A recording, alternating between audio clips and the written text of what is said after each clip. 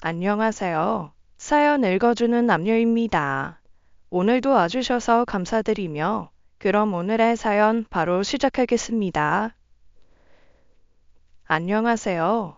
저는 60대 여성입니다.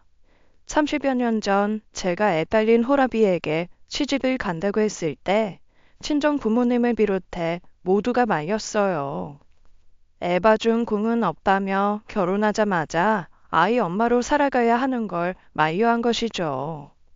그때 남편은 사별한 지 1년쯤 됐었고, 아이들은 고작 4살, 2살이었어요.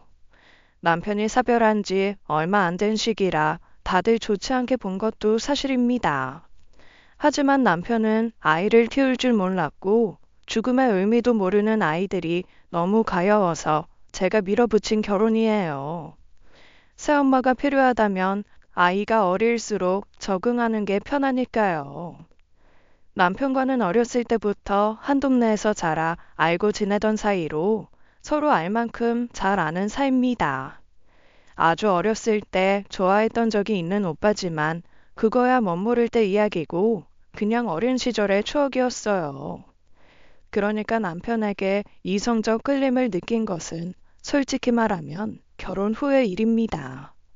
어떻게 결혼을 동정심으로 하느냐고 이해를 못하는 사람도 있었지만 저는 그게 어렵지 않았어요.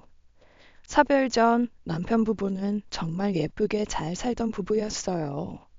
그런데 언니가 급성 백혈병으로 정말 손을 쓸 새도 없이 갔습니다. 가끔 만나 언니 동생하며 지내던 사이였는데 안방 자리를 차지하는 게 옳은 일이냐고 묻는 사람도 있었죠. 저를 이해하는 사람도 많았지만 이해하지 못하는 사람도 많았어요. 지금 제 사연을 듣는 분들도 그러실 거라 생각됩니다. 누군가는 제가 결혼 전부터 남편을 마음에 품고 있다가 전 부인이 죽길 기다렸다고 생각하는 사람도 있었으니까요. 살다 보면 정말 상상도 할 수 없을 만큼 나쁜 사람들도 많더라고요. 그런 사람들의 말에 귀를 기울이기보다는 저를 필요로 하는 사람들 곁에 머물고 싶은 마음이었어요. 그때 남편은 완전히 폐인이 되어 인생을 거의 놓다시피 했고, 그로 인해 첫째가 고열로 정말 큰일 날 뻔했거든요. 언니가 죽고 나서 일도 하지 않고 술만 마시던 오빠 곁에서 첫째는 열이 40도에 이르기까지 방치되어 있었어요. 그때 제가 걱정에 앞서 매일같이 찾아가지 않았더라면 아마 그때 주유초상 치렀을지도 모를 일입니다. 더군다나 애들이 눈에 밟혀 먼저 간 언니 생각하면 도저히 애들을 놓고 있을 수도 없었고요. 오며 가며 그냥 애들만 봐주면 되는 거 아니냐, 너무 오지랖 아니냐고 하는 사람도 있었지만요. 남편과 아이들에게 당연한 사람이 되어 곁에 머물고 싶었다고 하면 답이 되려나요? 그렇게 1년을 저는 부부가 아닌 아이들의 엄마로 살았고 남편이 저를 여자로 봐주지 않는다고 해도 괜찮았습니다. 그런 욕심으로 차지한 자리도 아니니까요. 하지만 서서히 남편도 제게 의지하기 시작했고 엉망이 되었던 그들의 삶이 천천히 제자리로 돌아오면서 달라졌어요. 아이들에게 저는 당연히 엄마가 되었고 자라면서 솔직하게 이야기해주기도 했어요. 집에는 아직도 아이들이 언니와 함께 찍은 사진을 넣은 액자도 있고요. 애들이 너무 어릴 때라 사실 말하지 않아도 됐었지만 저는 아이들이 친모를 기억해줬으면 하는 마음이었습니다. 제가 친엄마가 아니라는 것을 안다고 해서 우리 사이가 달라지는 것도 없었으니까요. 둘째가 초등학생이 되었을 때 갑자기 제가 임신을 했고 고민이 많았지만 남편이 낳자고 해서 낳았습니다. 그렇게 우리는 평범한 가족이 되어 30년을 살았어요. 누가 뭐래도 가족이고 누가 뭐래도 저는 아이들의 엄마입니다. 그리고 하늘의 맹세컨대 언니의 자식들과 제 자식을 차별해 키운 적도 없어요. 오히려 너무 오빠만 좋아한다며 두 자식들로부터 한이 아닌 항의도 받았죠. 그렇게 아이들이 장성하고 첫째와 둘째까지 결혼을 시켰어요. 아이들이 결혼하고 나니 이제 제가 할 일이 끝난 기분이더라고요. 막내가 숙제처럼 남아있긴 했지만 여생은 남편과 오순도순 온전히 부부로서만 살아보고 싶다. 그런 소망이 있었죠. 그런데 아들의 결혼이 제 지옥의 시작이 될 줄 누가 알았겠습니까? 며느리에게 첩소리를 듣고 살 줄 누가 알았겠냐고요. 제가 친모가 아니라는 사실을 밝힌 것은 첫째 아들이 초등학교 6학년이 되었을 때였어요. 어른들이 아무리 그 사실을 숨기고 빼를 보고 있었다고 하더라도 아이들도 눈치가 빠네요. 어렴풋이 알고 있었다고 하더라고요. 우리가 좀 더 주의를 기울이지 못한 탓이겠죠. 그때는 언니와 함께 찍은 가족 사진을 옷장 서랍에 다 숨겨두었을 때인데 큰아들이 우연히 그걸 봤나 보더라고요. 가끔 제가 남편과 이야기하면서 등장하는 언니라는 인물에 대한 궁금증도 가지고 있었고요. 그래서 솔직하게 말해주었어요. 혜찬아, 혜솔아, 엄마는 혜찬이랑 혜솔이를 낳지는 않았어. 혜찬이랑 혜솔이를 낳아주신 엄마가 많이 아파서 먼저 하늘나라에 가게 됐거든. 그래서 엄마가 혜찬이 혜솔이를 키운 거야. 아이들은 제 말을 듣고 제대로 이해한 건지 아닌지 모를 표정으로 고개를 끄덕이더라고요. 불필요한 오해 없이 제 진심을 이해하고 받아들여 주길 간절히 바라면서 시간을 들여 차근차근 설명해 주었습니다. 영영 숨길 수 있었던 사실을 솔직하게 말하는 이유에 대해서도 충분히 이야기했죠. 다행히 영특한 아이들이라 제가 하려는 말이 무슨 말인지 금방 이해해 주었습니다. 그 뒤로 그런 이야기를 아이들과 직접적으로 해본 적은 없어요. 그래도 1년에 한 번 있는 언니 제사에 좀 더 다른 마음가짐으로 참석하곤 했죠. 그렇게 결혼을 앞둔 어느 날 큰아들이 우리 부부를 보고 할 말이 있다고 부르더라고요. 앉혀놓고 그래요. 오후에 친엄마인 엄마의 납골당에 다녀왔다고요. 어떻게 말하기도 전에 그런 생각을 했나 싶어 기특하더라고요. 잘했다. 엄마가 아주 기뻐하셨을 거야. 엄마에 대한 기억이 있는 건 아니지만 아마 엄마는 제가 결혼하는 것에 대한 기쁨보다는 지금 엄마에 대한 감사함이 클 거예요. 응?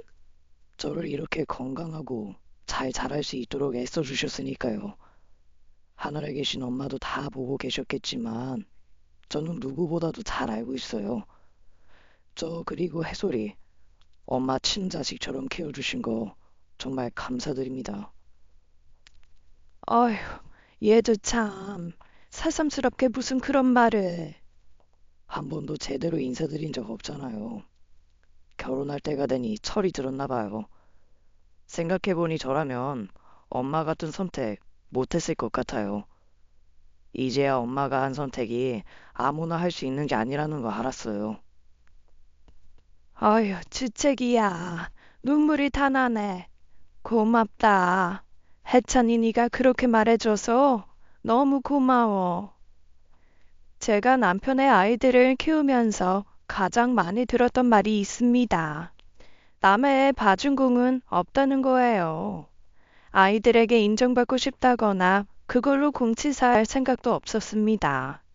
원망을 사지 않는 것만으로도 충분했어요.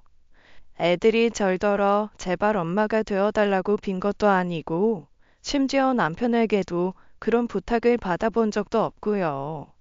그저 제가 좋아하는 일이고 무언가를 바라고 한 일도 아닙니다. 근데요, 막상 큰아들에게 그런 말을 들으니 어쩌면 제가 그 말을 기다렸던 것도 같았습니다.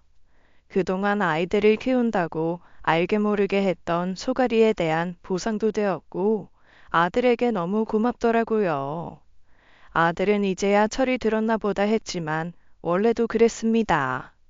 특별히 속썩이는 일 없이 공부도 잘하고 고등학교 때까지도 축구부 주장을 할 만큼 운동도 잘했고요.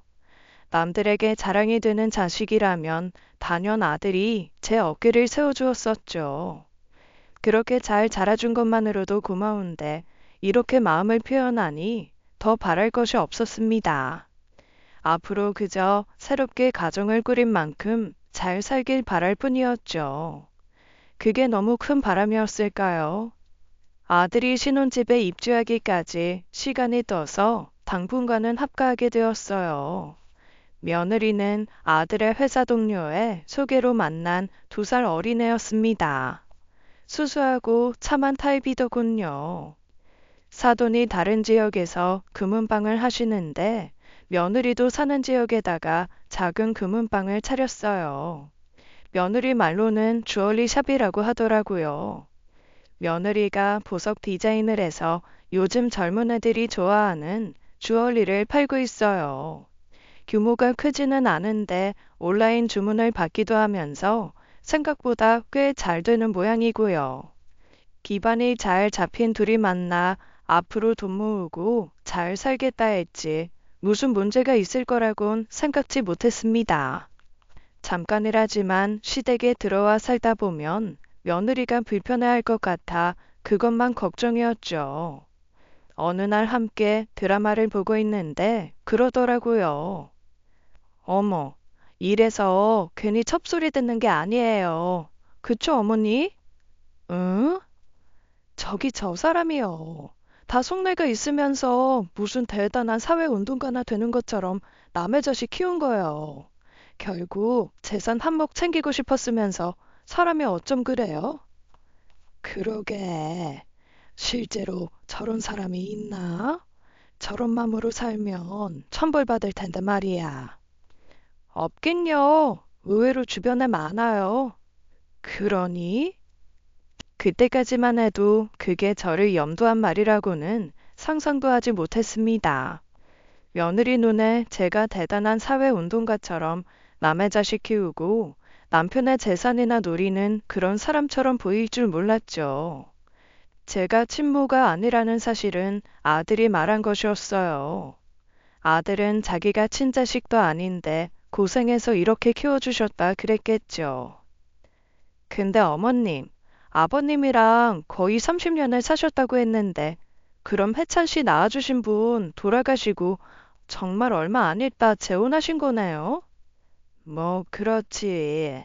애들이 어려서 빨리 엄마 자리 채울 생각에 급하게 했다. 그런데 또 이렇게 오래 살 줄은 어떻게 알았겠니? 그러게요. 어머님도 적당히 키워놨으면 아버님은 집 명의라도 바꿔주시지. 서운했겠어요. 뭐? 아하, 그러게 말이다. 집 명의가 뭐냐. 아주 그 양반한테는 두고두고 죽기 전까지 받아먹어야지. 그래도 아버님이 능력 있고 재산 있어서 얼마나 다행이에요. 원래 알던 사이셨다면서요? 아, 너희 시아버지랑은 같은 동네에서 자랐지. 사회에 나가서도 인연이 닿아서 결혼하고도 한참을 왕래하고 그랬다. 아, 뭐야. 되게 영화 같은 스토리다. 어렸을 때 만났던 동네 오빠랑 재혼한 거잖아요. 어머님도 은근히 해찬 씨 어머니 빨리 가시길 바란 거 아니에요? 뭐라고? 어? 아버님이랑 해찬 씨 올 시간이에요. 어머님, 오늘 저녁엔 그냥 밖에 나가서 갈비 먹는 거 어때요? 해찬 씨가 어제 고기 생각난다고 하던데. 어? 그래. 그러자. 순간 제가 잘못 들었나 싶었습니다. 언니가 주길 바란 거 아니냐는 말이요. 대체 며느리가 무슨 의미로 말한 걸까요? 그래놓고 천연덕스럽게 다른 이야기를 하는 걸 보면 그다지 악이나 다른 의미가 있는 말은 아닌 것도 같았습니다. 그래서 그 자리에서 따지지 못한 것도 있어요. 며느리랑 이야기하다가 기분이 상한 것은 그게 처음이자 시작이었습니다. 그 뒤로 며느리 입에서 남의 자식이라든지 재혼이라든지 그런 이야기가 나올 때마다 신경이 곤두서더라고요. 드라마 이야기를 하는 척 재혼 가정의 여자들은 죄다 어떤 나쁜 목적을 가진 사람처럼 말하더라고요. 제가 기분 나쁜 티를 내면 여우처럼 그래요. 그래도 어머님은 그런 사람들이랑 참 다르잖아요. 첩소리 들으며 남의 자식 키운 공도 인정받지 못하고 사는 사람 많은데 우리 어머니 너무 좋으시겠어요. 자식들이 효자 효녀라. 얼핏 들으면 제 팔자나 애들 칭찬하는 것 같지만 너도 어차피 첩이면서 애들 잘 만나 팔자 좋다. 뭐 그런 말이었어요. 제가 예민해져서 그렇게 듣는 게 아니라요. 한 번은 며느리가 자기 친구랑 통화하는 것을 듣기도 했습니다. 제가 온 걸 모르고 화장실에서 하던 통화였는데 저는 그 이야기를 듣고 너무 깜짝 놀라 손이 떨렸어요. 아, 지긋지긋해 죽겠어. 6개월은 여기서 더 살아야 돼. 야, 말도 마. 첩이면서 시어머니 대접은 아주 꼬박꼬박 받아먹으려고. 친엄마도 그 정도는 아니겠더라. 어? 맞아, 맞아. 차라리 사별이 낫지. 이혼 후 들어온 첩이었어 봐. 친엄마의 새엄마의 시어머니가 둘이었음 이렇게도 못 살았을 거야. 정말 기가 막혀 말도 안 나왔습니다. 내가 언제 그렇게 꼬박꼬박 시어머니 대접을 받으려 안간힘을 썼다는 걸까요? 아침 저녁으로 도와달라는 말은 안 했지만 자기도 그저 받아먹기 눈치 보이니 곁에서 거둔 정도입니다. 어차피 출근하는 애라 밥만 먹고 나가면 뒷정리며 집안일 전부 제 차지예요. 개인 사업이라 자기 약속 있을 때는 가게 쉬는 건 일도 아니면서 제가 뭘 부탁하면 시간 없다고 하지도 않으면서요. 시댁 산다고 해서 눈치 준 적도 시집살이를 시킨 적도 없습니다. 며느리 속옷 빨래까지 게다가 방에 넣어주는 것에 불만을 가진 적도 없는데요. 거기다 첩이라뇨. 애가 뭘 잘못 알아도 한참 잘못 알고 있는데 저는 애초에 사별 후 재혼을 한 거지 않습니까? 그 시기를 두고 마치 남편과 제가 기다렸다는 듯이 재혼한 사람들 취급하는 것도 너무 불쾌했습니다. 뭐라고 말해야 하나 대놓고 말하기도 낯뜨거워 어쩌면 좋나 한참을 고민했어요. 사안이 사안인지라 남편에게라도 털어놓을까 했는데 일이 커질 걸 생각하니 그건 또 아니더라고요. 그래서 며느리 불러다 딱 한마디 했습니다. 예, 아가. 네? 앞으로 남이 듣기 거북한 통화를 하려거든 화장실 말고 밖에서 해라. 처음엔 무슨 말인가 하다가 이내 제가 한 말에 의미를 알았는지 어버버버 하더라고요. 얼굴이 시뻘개진 채 입을 열기에 뭐라고 또 변명이라도 하려나 싶어 딱 잘라버렸어요. 어머니, 그게 아니라요. 첩 시어머니 시집살이 호되게 당하고 싶지 않거든. 말 조심하는 게 좋을 거다. 이해가 안 되거든. 그 시어머니 대접이라는 거 작정하고 받으면 어느 정도인지 보여주마. 그 뒤로 좀 잠잠하다 했습니다. 제가 이제 눈치가 빤하게 구니 조심은 좀 하는 것 같더라고요. 하지만 며느리 속내를 알았으니 곱게 보일 리는 없었죠. 저도 딱 며느리가 하는 만큼만 했습니다. 뒷말 나오는 것도 싫어서 설거지 한 번도 애한테 시켜본 적이 없어요. 계속 혼자 마음에 담아두기엔 너무 황당하고 기가 막혀서 가까운 친구에게만 넌지시 이야기를 했었습니다. 어머머, 애가 진짜 못됐네. 어떻게 그런 말을 해? 내가 정말 기가 막히고 황당해서 할 말이 없더라니까. 그래서 어쨌는데?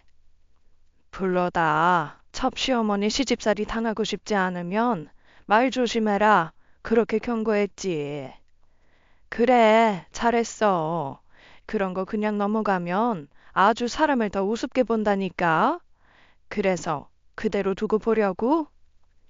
일단은 두고 보는 거지. 저것이 내 앞에서만 저러는 게 불려우 짓거리 하는 것 같은데 나중에 그런 적 없다 발뺌해버리면 나만 우스워지니 일단 증거를 모아봐야지. 그래, 뭐 동영상이나 녹음 그런 거 많이 하잖아. 봐봐, 내가 알려줄게. 이거 누르면 바로 핸드폰으로도 바로 녹음돼. 녹음까지 하면서 가족끼리 얼굴 붉힐 일을 만들고 싶진 않았지만 걱정이 되더라고요. 진짜 도무지 참을 수 없는 지경에 이르렀을 때 증거도 없이 말했다가 제 꼴만 우스워질 테니까요. 가족들을 못 믿는 건 아니지만 며느리가 하는 거 보면 설마가 사람 잡을 수도 있겠다 싶었습니다. 남편은 며느리 잘 들였다, 애교 있고 싹싹한 게 딸들보다 낫다고 참 좋아했어요. 아들도 자기만큼 잘 벌어오는 능력 있는 아내, 사돈댁도 아들을 참 좋아해서 결혼 잘했다 하고요. 같은 여자라 그런지 그래도 딸이라고 제 마음을 알아주는지 딸들만 한 번씩 올케 언니가 좀 부담스럽다 하더라고요. 새언니, 좀 오버액션이 과해. 그치? 언니도 그렇게 생각해? 나도 그래. 그리고 기분 탓인지 모르겠는데. 왜? 해솔 언니랑 나 차별하는 것 같아. 새언니가. 어? 그게 무슨 말이야, 혜영아? 어? 아니, 그냥 기분이 그래. 전에도 그 빵집 사거리에 있는 디저트 가게 케이크 좋아한다고 말한 건 난데 해솔이 언니만 불러다가 사줬잖아. 아, 그거? 그때 너 학원 때문에 시간 안 된다고 했다며. 뭐? 아니야, 난 연락도 못 받았어. 언니가 새언니랑 거기서 케이크 먹고 왔대서 알았는데. 그리고 그것뿐만이 아니라 해솔이 언니 엄마 납골당 갈 때도 나보고 왜 같이 가냐고 하더라. 네 새언니가 너한테 그런 소리를 했다고? 대박. 그건 좀 이상한데? 그래서 난 원래 같이 간다고 했더니 그러냐고 하고 말더라고. 그냥 은근히 기분 나빴어. 아, 그러고 보니 나한테도 좀 이상한 소리 하긴 했다. 뭐라고? 엄마가 은근슬쩍 혜영이랑 차별하지 않았냐고. 아무래도 나는 엄마 친딸이 아니고 혜영이는 친딸이니까 팔은 안으로 굽는다고. 싸울 때 혜영이 편들어서 서운한 적도 많았겠다고 그러기에 아니라고 했지. 허참, 별소리를 다 듣겠다. 신경 쓰지 마. 그런 편견 가진 사람 한두 번 본 것도 아니고. 진짜 몰라도 한참 모르네. 이 집에서 찬밥은 난데. 우리 막내가 찬밥이면 이 언니가 뜨끈한 콩나물국 돼서 같이 있어줄게. 딸들이 서로 사이가 좋아 얼마나 다행인지요. 며느리가 둘 사이를 회방 놓을 생각으로 그런 소리를 했을 때 사이가 좋지 않은 자매였으면 분명 틀어졌을 겁니다. 나중에 문제가 생기면 딸들도 데려다 왜 그런 말을 했냐 물을 생각이었어요. 그 뒤로 며느리는 아슬아슬 외줄타기를 하듯 선을 넘을 듯 말 듯한 태도로 저를 대했죠. 그리고 곧 분가했어요. 얼마나 다행인지요. 더 같이 살았다간 저도 못 참겠다 싶었으니까요. 분가시키면서 앞으로 시댁이라고 해서 본가라고 해서 뭘 더 하려고 하지도 말고 그저 알아서 잘 살라고 했습니다. 가능하면 찾아오지 말아라 그런 말이었죠. 근데 대체 무슨 생각인지 그렇게 집을 찾아와요. 혹시 아들이 시켰나 싶어서 아들한테 따로 불러 이야기도 했죠. 해참아, 결혼하고 집에 그렇게 자주 오는 거 아니다. 며느리가 시어머니 얼굴 자주 봐서 좋을 일이 뭐가 있어. 어? 아이, 나는 뭐 그런 소리 안 하는데. 가고 싶으면 나 혼자 오죠. 뭐 가끔은 같이 올 수도 있다지만 재원이한테 같이 가자고 한 적은 별로 없어요. 그러니까 며느리는 아들이 시킨 것도 눈치를 준 것도 아닌데 반기는 사람 없는 시댁에 그렇게 오는 겁니다. 뭐 자기 시아버지가 항상 예뻐하니 그래서 온 걸 수도 있지만요. 그러면 시아버지나 있을 때 오지 항상 저 혼자 있을 때 연락도 없이 찾아오곤 했어요. 어느 날은요. 제가 더위를 먹었는지 어쨌는지 빈혈기가 있어 누워 있었어요. 그렇게 심하지도 않고 어차피 할 일도 없으니 저녁 먹기 전까지 좀 쉬어야겠다 한 거죠. 그때 또 찾아와선 사람 염장 지르는 것도 아니고 아들 친엄마에 대해 꼬치꼬치 묻는 거예요. 머리 아프니 다음에 와라 하고 내보냈죠. 그렇게 까무룩 잠이 들었는데 저녁때가 넘었는데도 남편이 감감무소식인 거예요. 딸들은 친구 만나 저녁 먹고 온다고 메시지라도 남겨놨는데 남편은 연락도 없고요. 대체 무슨 일인가 싶어 남편에게 전화하니 밥 먹고 이제 들어가는 길이라고요. 몇 분 뒤에 애들이랑 남편이 고기 냄새 폴폴 풍기고 들어왔어요. 밥은 먹었어. 아, 그러게 같이 가서 먹지. 애도 아니고 먹을 거 가지고 투정을 부려. 어? 무슨 말이야? 내가 오랜만에 고기 좀 먹고 싶다고 해서 애들 불러다 고기 먹을까 했더니 해솔이 혜영이는 친구 만난 데서 뭐 애찬이네 전화했더니 마침 우리 집에 있다길래 당신 데려오라고 했지. 아이 근데 당신이 그랬다며. 맨날 먹는 고기 뭐가 좋다고 밖에서까지 먹냐고. 가기 싫다고 머리 아프니 집에 있겠다고. 내가? 한숨 푹 잔 얼굴이네. 자고 일어나니 좀 고기가 아쉬워. 남편은 속도 모르고 껄껄 웃는데 기가 막혀서 말도 안 나왔습니다. 고기요? 한우요? 며느리는 대뜸 목적도 없이 찾아와서 귀찮은 질문만 하다가 나갔어요. 근데 남편한테는 마치 제가 나오기 싫다고 한 것처럼 말한 거예요. 내가 가기 싫다고 그랬다고?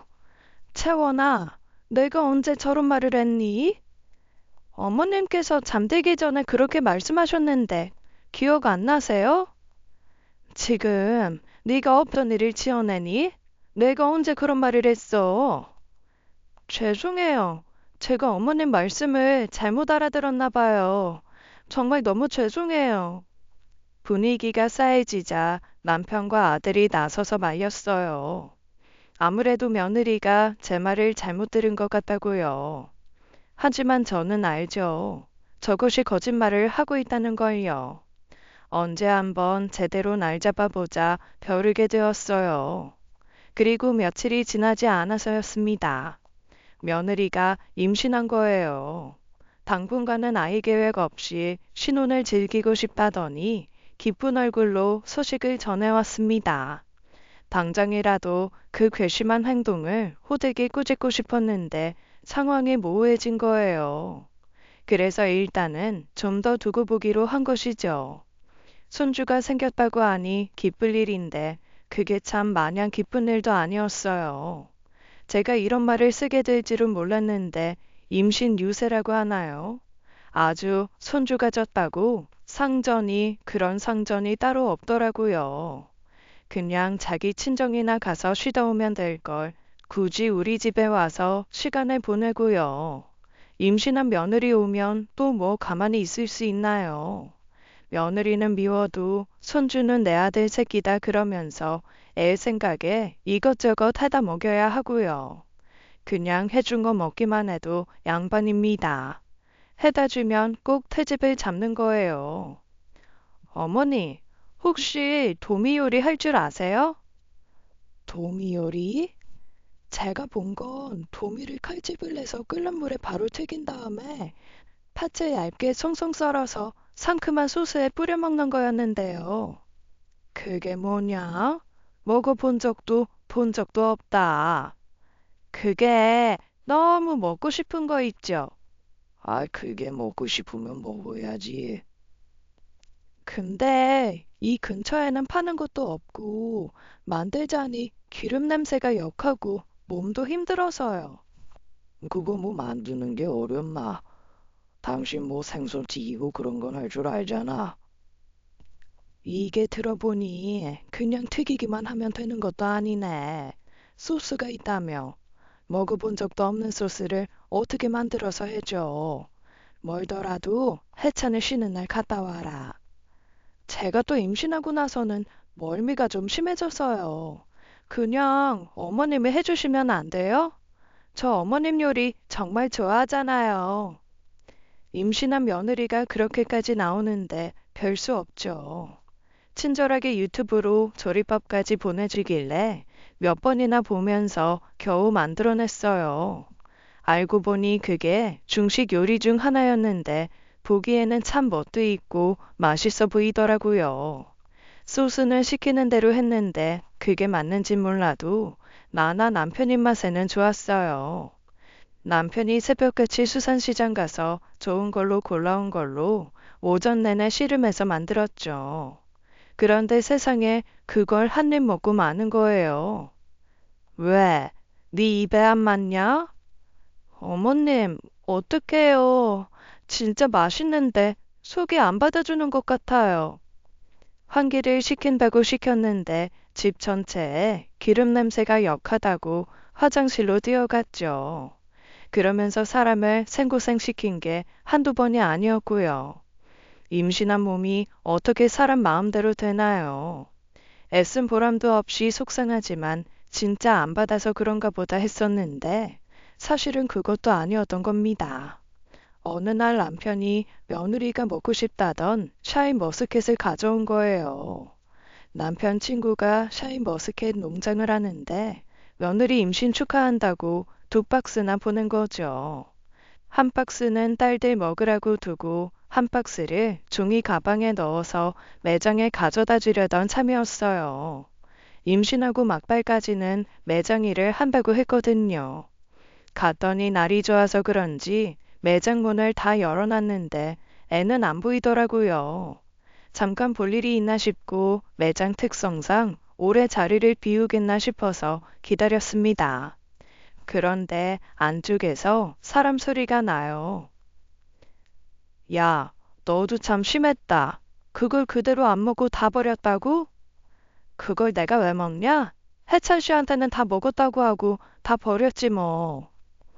들키지 않게 조심해. 그러다 네 남편 알면 큰일 나겠다. 아무리 그래도 그렇지. 자기 엄마한테 쫄라서 음식 해달라고 하고 버렸다는데 좋아할 남자가 어디 있어? 절대 모르게 해야지. 세상 효자라 아마 난리 날 거야. 근데 그렇게라도 해야 좀 통쾌하지. 이것저것 해달라고 할 때마다 임신했다고 시아버지까지 거들어서 음식하게 만드는 게 은근 고소하고 재밌더라니까. 이번엔 좀 더 손 많이 가는 거 해보는 거 어때? 야야, 안 그래도 내가 너한테 물어보려고. 내가 요리를 잘하는 건 아니라서 뭐가 손이 많이 가는지 모르잖아. 팔보채 막 그런 건 손이 좀 가나? 아니면 시간 되게 오래 걸리고 신경 써야 하는 그런 음식 없어? 참, 첩시어머니 하나 골탕 먹이려고 용 쓴다 용 써. 가만히 있어보자. 아예 막 서양식 쪽으로 가보는 거 어때? 그건 듣도 보도 못해서 더 힘드실 텐데. 아, 그럴까? 근데 그런 건 아예 못한다고 할 수도 있는데. 너무 과하게 요구하면 사랑꾼 우리 시아버지가 첩시어머니 못 살게 군다고 생각하실 수도 있어. 그러면 뭐 서운한테 팍팍 매면서 애 핑계 대야지 뭐. 듣자 듣자 하니 기가 막혀 어이가 없더군요. 그동안 저한테 이거 해달라 저거 해달라 했던 게 먹고 싶어서가 아니라 그저 저 골탕 먹이려던 거였습니다. 얼마 전에는 간장게장이 먹고 싶대서 해줬더니 고스란히 버린 모양이고요. 그 순간 느꼈던 기분을 어떻게 말로 다 표현할 수 있을까요? 내가 자기한테 대체 무슨 잘못을 했길래 이런 꼴까지 당해야 하는지 너무 화가 났습니다. 너, 지금 그게 무슨 말이냐? 아, 깜짝이야. 어머님, 언제 오셨어요? 지금 네가 나 골탕 먹이려고 일부러 이 음식 저 음식 해달라고 한 거였니? 네? 그게 무슨 말씀이세요? 무슨 말이긴? 네가 지금 네 친구랑 그러지 않았어? 제가요? 은지야, 내가 그런 말을 했어? 아, 그런 말은 안 했는데요. 어머님이 뭔가 오해를. 내가 분명 다 들었는데 오해는 무슨. 저도 그런 말 한 적 없다고 하고 제 친구도 그런 말 안 했다고 하잖아요. 어머님 저번부터 왜 그러세요? 혹시 어디 아프세요? 쥐병 같은 거 있거나. 내가 지금 미쳤다는 말이 하고 싶은 거니? 오냐, 네가 정말 그런 말을 안 했다는 거지? 그렇게 당당할 수 있다 이거지? 네, 맹세코 그런 말 안 했다고요. 그래 알았다. 내가 네 그 못된 심보 반드시 고쳐주마. 그렇게 말한 저는 가게를 나와 집으로 향했습니다. 그리고 남편에게 모든 걸 털어놓았어요. 제 선에서 이야기해보았자 고부 갈등으로만 비춰질 게 분명했기에 남편에게도 이 사실을 알려야 했습니다. 당연히 남편은 쉽게 믿지 못했죠. 그렇다고 제가 거짓말하는 거라고는 생각하지 않았으니 혼란스러웠을 거예요. 아니, 참아주는데도 한계가 있잖아요. 친구가 준 팁에 따라 틈틈이 녹음했던 것을 남편에게 들려주었죠. 평소 같았으면 그냥 하는 소리다 했을 텐데 모아놓고 보니 녹음본에 죄다 첩첩거리니 듣기에도 이상하긴 했어요. 며느리가 가게에서 친구와 한 대화 소리도 다 녹음이 되어 있었고요. 남편은 듣고도 못 믿더라고요. 매번 듣던 목소리인데 정말 그게 며느리 목소리가 맞냐고 묻더라고요. 남편이 묻더라고요. 어떻게 하고 싶냐고요. 남편은 이혼시킬 생각이라고 하면서요. 하지만 저는 그렇게까지 하고 싶지는 않았습니다. 애까지 가진 터라 한 번은 기회를 주고 싶었어요. 그 아이를 불러다 제대로 사과받고 싶다고 했습니다. 그래서 며느리만 불러 혼주를 내주었죠. 너를 무슨 일로 불렀는지 짐작은 가냐? 아니요. 아버님, 갑자기 무슨 일이신데 그렇게 심각한 표정으로 말씀하세요? 저 무서워요. 내가 무서운 애가 그런 짓을 했어. 그게 무슨 말씀이세요? 혹시 어머님이 뭐라고 하셨어요? 어머니, 아버님한테 저에 대해 뭐라고 하신 거예요? 그런 거면 어머님이 오해하신 건데. 뭐 오해? 이 시어머니한테 따박따박 말 대답하고 남 없는 데서 첩소리한 게 오해? 네? 아버님, 저 정말 그런 적 없어요. 첩이라뇨. 제가 어머님한테요? 어머님, 정말 제가 그랬어요? 며느리는 눈 하나 깜빡하지 않고 그렇게 뻔뻔한 얼굴로 부정하더라고요. 자긴 한 번도 제게 첩소리를 한 적이 없고 단지 드라마나 영화 이야기를 하다 나왔을 뿐이라고요. 사태가 이 지경까지 된 것 같으면 눈치껏 잘못했다 빌어도 모자랄 판에 정말 기가 막혔습니다. 그런 모습을 보고 있자니 차라리 이혼을 시키는 쪽이 낫지 않을까 그런 생각까지 들었어요. 남편은 충분히 기회를 줬다 싶었는지 제 핸드폰을 가져다 녹음된 소리를 틀었습니다. 며느리 얼굴이 사색이 되는 게 꼴이 우습더라고요. 제가 녹음하지 않았으면 아마 지금 제가 그런 꼴이 되었겠죠. 듣기에도 민망한 자기 목소리가 흘러나오자 언제 그랬냐는 듯이 꿀먹은 벙어리가 되더군요. 이래도 할 말이 없냐? 아, 아버님, 그게... 이게 지금 말이나 되는 소리야? 감히 네 시어머니를 우습게 봐도 정도가 있지. 어디 배워먹지 못할 짓거리야? 아버님, 그게 아니라요. 죄송합니다. 잘못했어요. 정말 잘못했습니다. 누구한테 사과를 하는 거냐? 실컷 뒤에서 흉본 사람한테 잘못했다 해야지. 네가 뭔데 감히 내 마누라한테 첩이니 뭐니 그딴 소리를 짓거려? 어머님, 잘못했습니다. 정말 진심으로 했던 말은 아니었어요. 정말이에요. 정말 잘못했습니다. 한 번만 용서해 주세요. 참 기가 막혀서. 나는 솔직히 너 꼴도 보기 싫다. 앞으로도 널 보고 살 수 있을 것 같지가 않아. 그게 아니라요. 어머니, 정말 저는 진심으로 그런 게 아니고요. 며느리는 정말 펑펑 울면서 바닥에 납작 엎드려 사과를 했습니다. 마음이 진심인지 아닌지야 알 도리는 없었지만 누가 보면 정말 이만하면 됐다 싶을 만큼이요. 그래도 사람 마음이 그렇게 쉽게 풀어지나요? 저도 그냥 됐다고 나가라고 하고 싶은데 그 말도 안 나올 만큼 머리가 지끈거리더라고요. 그런데 며느리가 하는 말에 말문이 막혀버렸습니다. 저, 저희 엄마가 첩이었어요. 뭐? 그래서, 그래서 어머니한테 화풀이 한 거예요. 정말 죄송해요. 자초지종을 들어보니 기가 막혀 말도 안 나오더라고요. 알고 보니 안사돈은 며느리가 초등학교 때 지금의 바깥사돈과 바람이 나서 결혼한 거였어요. 위로 언니 하나가 있는데 친모를 쫓아내고 들어온 안사돈에 대한 반감이 커서 자라면서 엄청 무시를 받았다고 해요. 첩주제에 첩의 자식 그런 소리를 듣고 자라다 보니 가족에게 분노도 심했고요. 그래도 바깥사돈은 차별하지 않고 키우려고 애를 쓴 모양이지만 주변에서 알게 모르게 많은 소리를 했겠죠. 자기 부모와 우리 부부는 전혀 다른 상황인 것을 알면서도 저를 안사돈과 같은 취급을 한 겁니다. 다른 집 안방을 꿰찬 제 팔자가 제 엄마와 다르니 그냥 배알이 꼴렸던 거죠. 제가 그렇게 자라서 배운 바가 없어서 그랬어요.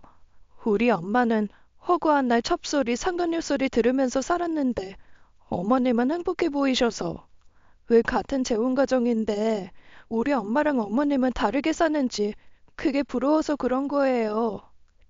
아무리 그래도 그렇지. 그게 변명거리가 될 수 있다고 생각하니? 근데 정말 말도 못하게 엉엉 울면서 그렇게 사과하더라고요. 그래도 제 잘못은 아는가 싶고 정말 며느리 말대로 상황이 아이를 그렇게 만든 것 같아 마음만 무거웠습니다. 한 번만 용서해주면 앞으로는 정말 깍듯이 모시겠다. 아들에게만은 말하지 말아달라. 그렇게 부탁했어요. 그래서 알겠다 했습니다. 진심으로 한 사과라고 믿고 없던 일처럼 굴겠다고요. 마음 같아선 이혼시켜야겠다 싶다만 네 시어머니 청도 있고 하니 이번만 넘어가마. 뱃속에 애를 생각해 참는 것이니 그렇게 알아라. 그리고 앞으로는 찾아올 필요 없다. 죄송합니다. 정말 죄송합니다. 앞으로 우리한테 잘할 생각하지 말고 그냥 해찬이랑 둘이 잘 살아라. 애 태어나면 그때나 보자. 그때 저희 부부는 그게 과연 옳은 선택인가에 대한 논의를 해야 했을지도 모릅니다. 끔찍한 악몽에서 벗어나고 싶은 마음에 치워버리듯 며느리를 보내고 잊어버리려고 했죠. 어떤 것이 아들을 위해 더 좋은 선택인지 고민을 했다면 결과가 조금 달라졌으려나요? 그렇게 한동안 남보다 조금 나은 사이로 살았습니다. 며느리는 가끔 아들과 함께 찾아왔지만 전처럼 따로 오는 일은 없었어요. 안 보고 사니 좀 살 것 같고요. 저도 모르게 며느리 방문이 어지간히 불편했나 봅니다. 연락도 없이 그렇게 불쑥불쑥 찾아오니 전에는 언제 며느리가 오려나 저도 모르게 그런 불안이 있었어요. 그런데 어느새 며느리가 없는 시간을 보내면서 생활 속에 스며있던 저의 불안이 사라지고 하루가 그저 편했죠. 가끔 남편이 아들에게 말을 했었어야 하는 거 아닌가 그런 고민이 된다고 할 때는 있었어요. 저도 마음이 편치는 않았지만 당사자인 제가 사과를 받았고 며느리도 약속을 했으니 이만 묻자고 했죠. 아들이 뭔가 이상하다고 생각했는지 전화해서 물은 적이 있어요. 안사람이 한동안 자주 찾아가나 했더니 요즘엔 안 가냐고요. 그래서 저는 대수롭지 않게 너무 자주 와도 귀찮으니 오지 말라고 했다고 하고 말았어요. 점점 몸도 무거워지는데 그렇게 자주 돌아다니는 거 안 좋다고 하면서요. 그 말에 아들이 장난스레 그러더군요. 채원이가 엄마 아빠 보고 싶어 간 건데 너무 아쉽네. 하긴 좀 자주 가는 것 같긴 하더라. 그래도 가끔 보고 싶다고 찾아가면 내쫓지 말아요. 보고 싶다고 찾아오는 며느리면 두 팔 벌려 환영하지 왜 내주겠습니까? 며느리가 개과천선을 해서 저를 찾아온데도 그게 진짜 보고 싶어 오는 건지 아닌지는 여러 날 두고 봐야죠.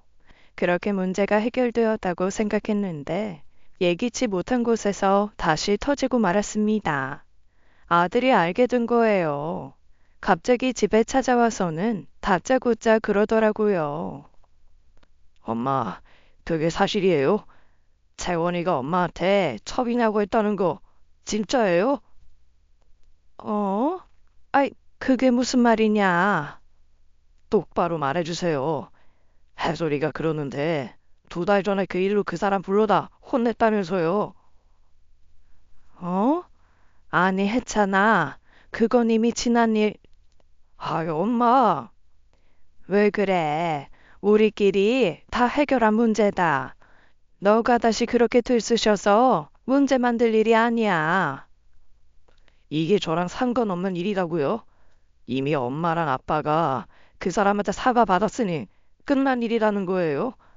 이게 어떻게 저랑 상관없는 일이에요? 제 아내가 한 말인데 다른 사람도 아니고 엄마한테 그런 거잖아요. 어떻게 엄마가 그런 소리를 들어요? 나 때문에. 애가 충분히 잘못했다고 했다. 애도 그만한 사정이 있어서 그런 거라는데. 대체 무슨 사정이요? 무슨 사정이 있으면 엄마한테 첩이라는 소리가 나와요. 아, 이게 진짜 말이 돼요? 나도 안다. 채원이가 잘못했지. 그래서 따끔하게 혼냈어. 다시는 그런 일 없을 거라고 했다. 엄마가 우리들 어떻게 키웠는데요? 그리고 엄마가 어떻게 첩이에요? 그 사람 제대로 알고 한 소리 맞아요? 아니, 설사 몰라서 했다 하더라도요. 그게 내 엄마한테 할 수 있는 말이라고 생각해요? 아휴, 해솔이 이건 대체 무슨 말을 해서? 해솔아, 이해솔, 너 좀 나와봐. 어? 오빠 왔네? 너 오빠한테 무슨 소리를 했길래 그래? 새언니 일 말하지 말라고 했잖아. 나도 말 안 하려고 했지. 근데 새언니 사과 받았다고 집에 들락거리는 거 꼴 보기 싫어서. 뭐? 아니 그렇잖아. 은근슬쩍 새엄마랑 혜영이랑 차별한 거 아니냐느니. 나한테도 혹시 가스라이팅 당하진 않았냐고 했었는데 자기가 우리한테 한 말도 있었으면서 우리한테는 사과도 안 하고. 으이구 으이구 그렇다고 그걸 말해? 아, 왜 때려? 그게 아니라 실은 어쩌다 보니까 그렇게 된 거란 말이야. 야, 이해솔, 다시 말해봐. 뭐라고 했다고? 혜영이는 친딸이니까 은근슬쩍 차별에 키우지 않았냐고. 실은 차별 받았는데 가스라이팅 당해서 차별받은 줄도 모르는 거 아니냐고. 아이, 진짜. 했잖아. 너 속상한 마음 다 안다. 그래서 말하기 힘들었어. 그렇게 일 키울 문제도 아니고 이 일로 너네 잘못되는 거 나는 싫다. 응? 뱃속에 애도 생각해야지. 아니요. 엄마 이건 진짜 아닌 것 같아요. 큰아들은 그 길로 나갔습니다. 문제가 터져도 아주 크게 터졌다 싶어 절로 발을 동동 구르게 되더라고요. 며느리가 아이를 가진 후 알게 모르게 울적해하는 것 같아 큰아들이 둘째에게 전화했답니다. 용돈 줄 테니 새언니랑 영화도 보고 쇼핑도 하러 가라면서요. 둘째도 셋째도 새언니 생겼다고 생각하며 친해지면 좋겠는데 왜 그렇게 거리를 두냐고 좀 나무라듯이 했나 보더라고요. 그 말을 듣고 둘째가 빈정이 상해서 그만 말실수를 해버린 거예요. 나는 그렇다 치고 혜영이는 첫 딸이라서 별로 좋아하지도 않을 건데 뭐. 결국 불같이 화를 내는 오빠한테 모든 사실을 실토하고 말았고요. 며느리를 불러 혼낸 날 딸들은 집에 있었으니 그 전말을 모두 알고 있었습니다. 큰아들에게는 비밀로 하기로 한 만큼 입단속 반단을 시켰어요.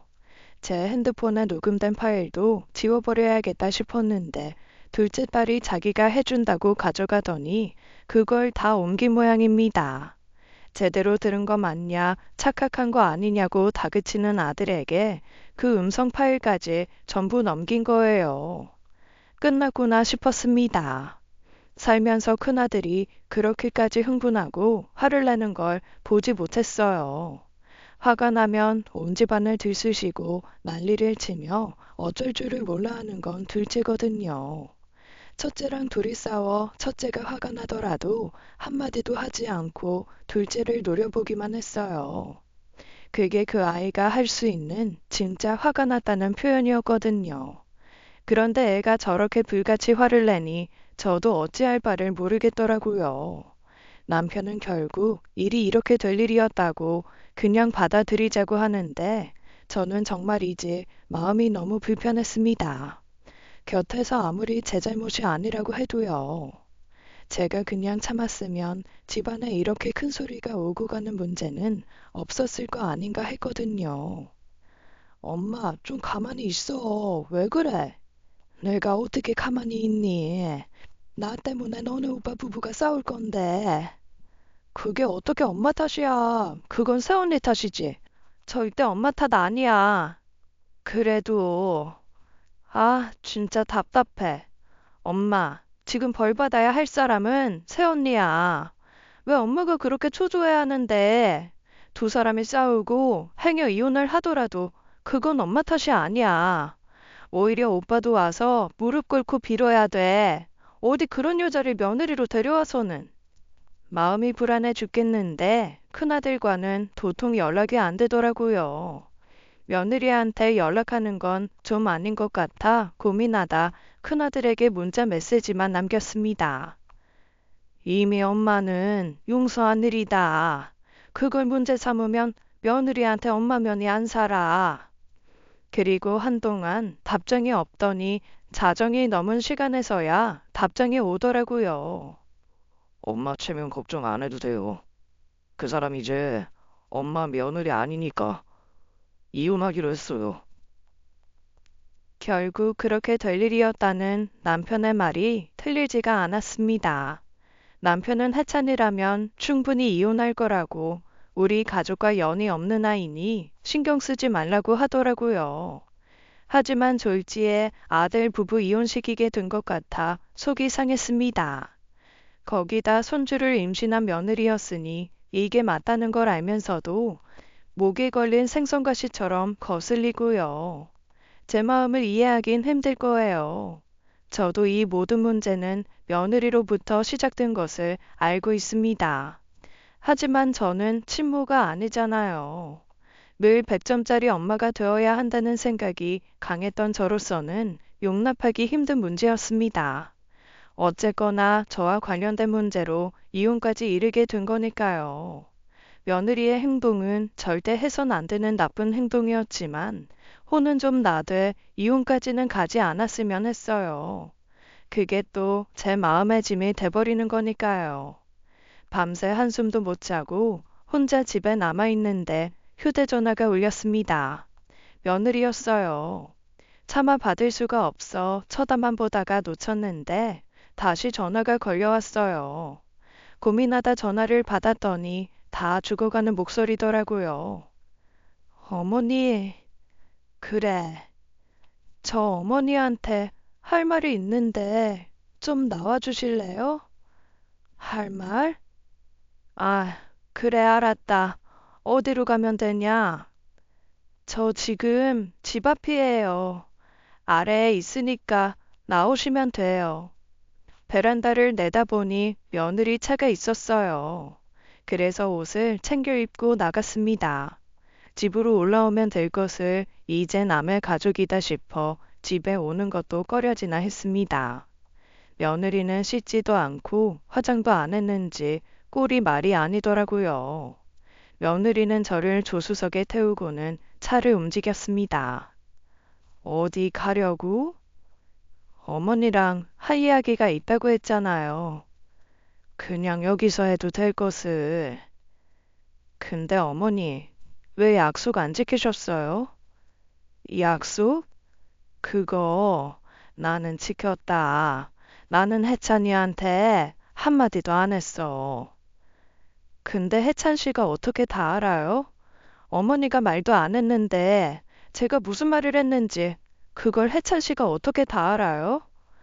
그건 아무튼 내가 말한 게 아니야. 어쩌다 보니 실수로. 실수요? 그 실수 때문에 저희 이혼해요.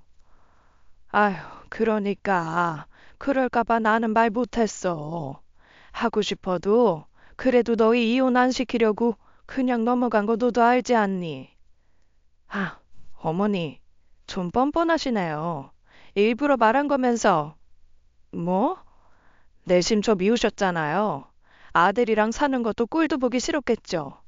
어떻게 그냥 넘어가요? 제가 생각해도 이상하다 했어요. 언젠가 말하실 텐데 언제 말하시려나. 하루하루가 지옥이더라고요. 그럴 거면 빨리 말하지. 왜 한 달이나 끌었어요? 얘 채원아, 나는 말 안 했다니까. 이해해요. 원래 첩들이 그렇대요. 우리 엄마도 그런 소리 많이 들었어요. 뒤에서 음흉한 속내를 가지고 앞에선 안 그런 척 끌면서 뒤에서 다 호박씨나 까고 있다고. 어머님도 그런 거겠죠. 어머 얘, 너 말 다 했니? 너 그때 나한테 한 사과 진심 아니었어? 어머니, 저요. 이혼 못해요. 내가 어떻게 매달려서 한 결혼인데 이혼을 해요? 내가 혜찬 씨랑 헤어져서 어떻게 살아요?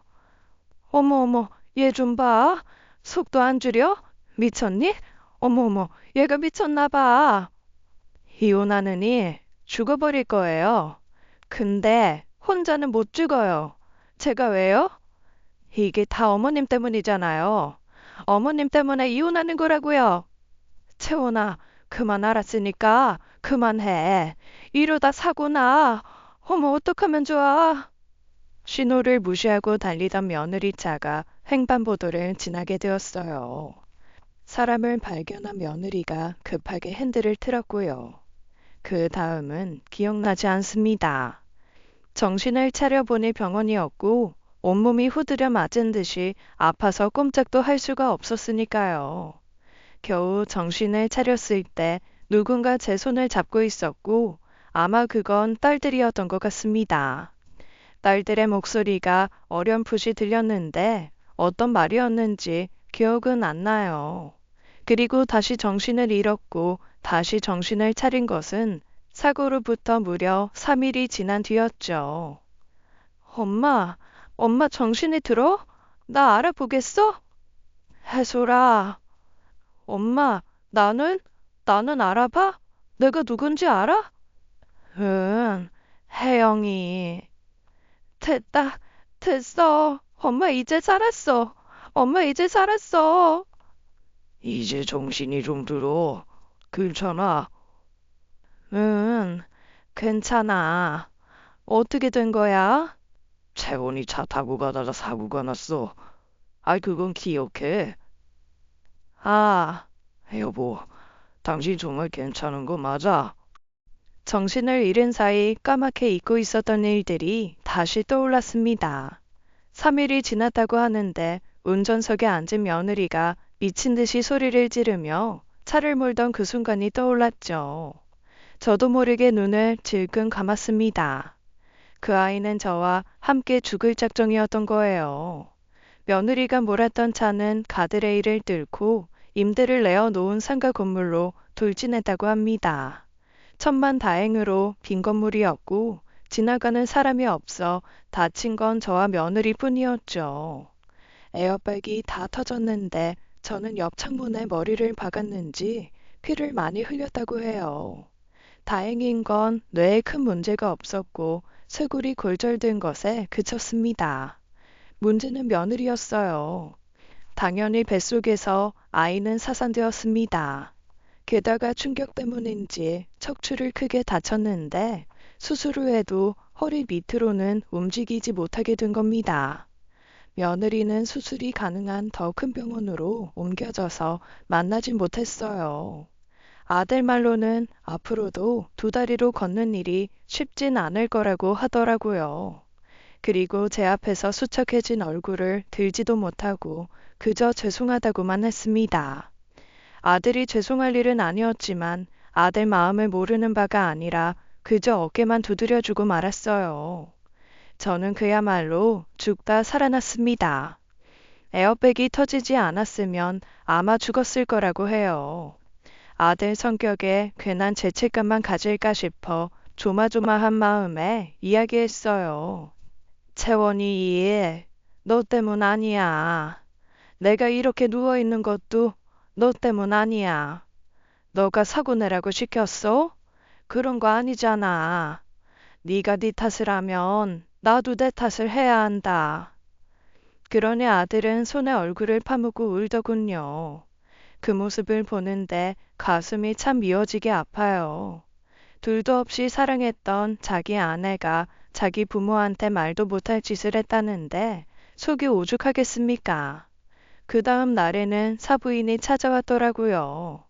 남편이 사건이 정리되는 대로 며느리를 상대로 살인미수와 존속상해죄를 들어 고소하겠다고 했거든요. 이미 사건 현장에서 확보한 블랙박스로 증거도 확보가 된 것이고요. 내가 정말 할 말이 없습니다, 사돈. 저도 할 말 없습니다. 채원이 애도 잃고 평생 걷지도 못한다고 합니다. 이만하면 천벌 받을 만큼 받지 않았겠습니까? 그거야 법이 판단할 일이지 제가 판단할 일은 아닙니다. 사부인, 나는 죽다 살아났어요. 운이 좋아서 이렇게 애들 보고 누워있지 하마터면 병풍 뒤에서 향냄새 맡을 뻔했습니다. 그러니 그런 호소를 하려거든 법원에나 가서 하세요. 사부인, 그러지 마시고 한 번만 좀 봐주세요. 네? 이게 다 내가 부족한 탓입니다. 막아보라고 해도 끝까지 붙들고 봐달라는 사부인을 남편이 쫓아냈죠. 며느리는 아들이 이혼하자니 자기 병신된 거 안 보이냐고 어떻게 이 상황에서 그런 소리를 하느냐고 울었다고 해요. 혹시 모르니 며느리든 사부인이든 아들과 둘만 두지 말래서 둘째가 따라갔거든요. 울면서 제발 버리지 말아달라고 호소하는 며느리한테 아들이 그랬대요.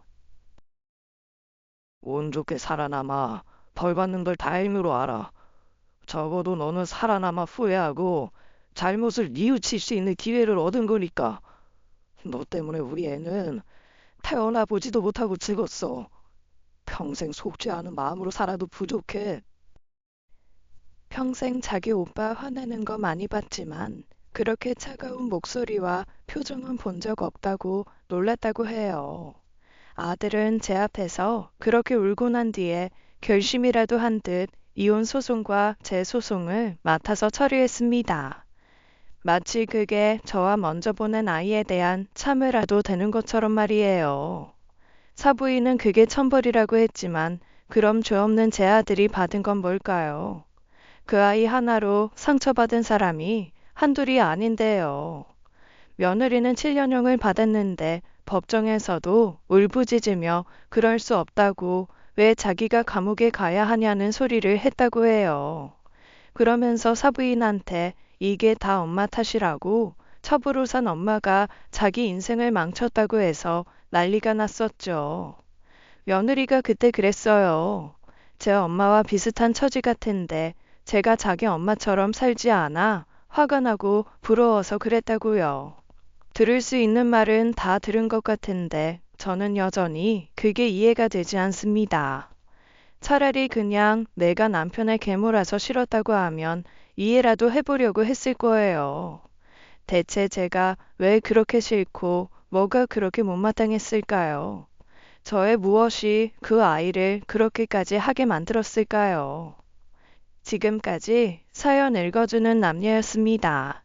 끝까지 시청해주신 여러분 감사드리며 저희는 다음 사연으로 돌아올게요. 감사합니다.